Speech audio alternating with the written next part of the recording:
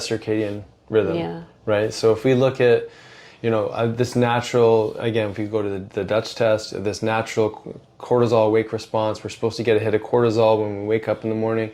Typically when you're on vacation, you're sleeping in. Mm-hmm.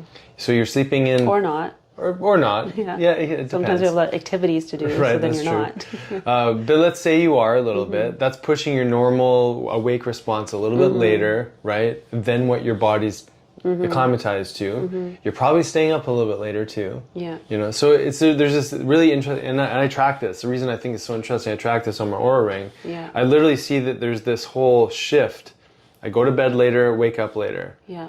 And, we can think in our head, oh, well, I still got my 8 hours. Mm-hmm. But that's a whole hormonal change that your body has to adapt to. And I know it may not seem like a whole lot, but it's a big deal to your immune system. Our bodies like to be regulated. Yeah. Right? Yeah, and especially knowing when melatonin is peaking between 9 and 11. And so if cortisol is going to impact our DHEA for the next day, if cortisol now all of a sudden has to rise again after 11 p.m. to keep us awake, it's going to impact just the rhythm of the DHEA the next day too and our vitality. Totally. Yeah. So I think, again, not to be super hyper vigilant to create more stress, but when we're looking at these changes that our bodies goes through when we're away, and then you imprint yourself back into normal life, it might take a couple of days to readjust. And obviously we haven't talked about time zone changes, which is sort of beyond the scope of this discussion.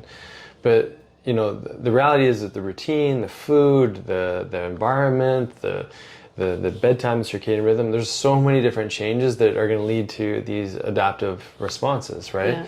And it's not uncommon we see people who are shift workers or students and things like that they're constantly in that state where they're pushing their bedtime later.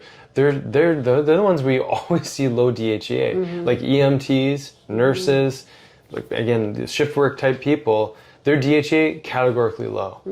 And then I see it with students too. Yeah, so, if we're talking about this vacation piece and understanding, we usually do notice a change in how we feel when our routine is a bit off. So, imagine doing things in your everyday that aren't in sync with your rhythm and just that becoming your normal. Sometimes it's hard to see how much it's actually impacting us. Because I will have patients that come in and say, well, I'm a night owl. That's when I get my best creativity or my work done, and that's what I need. But then when we look at their Dutch test, we can clearly see it's impacting so many different elements of their immune system, of their hormonal system, their relationships even, because now they just don't have that capacity to adapt anymore to the other stressors that show up during the day.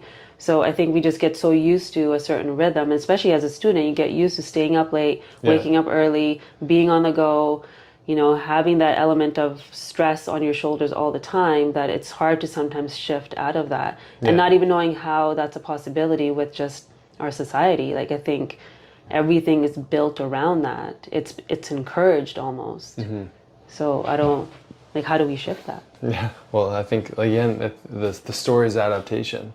We just have to keep finding ways to balance the equation to some degree. I don't think that the impacts of our environment are ever going to be fully balanced by what we do, but they can be balanced enough that we're not getting chronically sick, we're not getting headaches all the time, we're not feeling like we're stuck in pain or fatigue or et cetera, et cetera. Again, this is where knowing thyself, knowing your hormones, knowing what you're putting into your body, knowing how that impacts you with blood work, et cetera. I think that's so important, right? So that, when you go on vacation, it's not this massive disruption. You can actually enjoy it. You're not worried about, the recovery afterwards, or even just what it's like once you're away. So you don't need a vacation from your vacation. Right.